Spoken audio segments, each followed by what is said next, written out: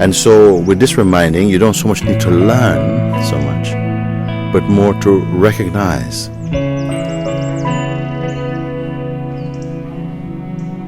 As your own research into the truth, your own self-discovering deepens, there is a quietude, an inner peacefulness that allows you more to contemplate more than think. You find somehow it becomes easy just to be at rest. And at a certain point, there is no effort at all, because your life moves as rest, even if you're doing dynamic activities. There's a underlying peacefulness about them, you see. And this is noticed also with pleasure inside, a deep understanding that it's not force anymore, it's not hard work, it's not determination, but now something is simply subsiding into the space of being, a space of awareness. Mind is also an aspect of self. You see, it's all of it, no? You can say in whatever form it takes, either aggressive or it comes like a friend, whichever way it comes, you can say the mind actually brought me here. The mind also brought me here. So at some point it had to learn.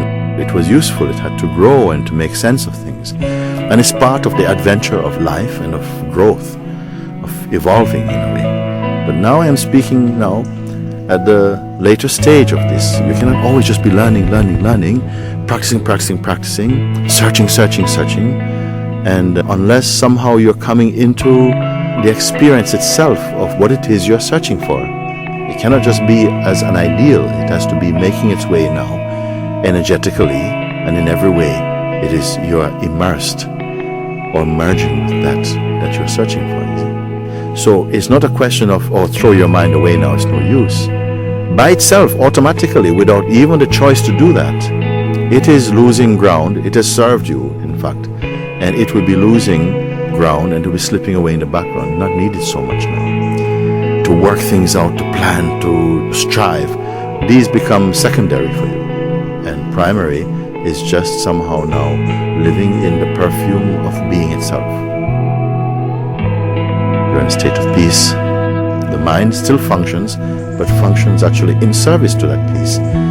It's not trying to get, but more somehow recognizing that peace is not an object to be gotten. Peace is the subject, the perfume of the subject itself, you see. And only when that is beginning to be felt is the confidence to relax enough to let the mind, the dynamic, go-getting mind, slip back into the background, you see, like that. So it's not a question of, okay, listen now, I want you to drop your mind, because you're not able to do it. If I have to say you drop your mind, who am I speaking to even?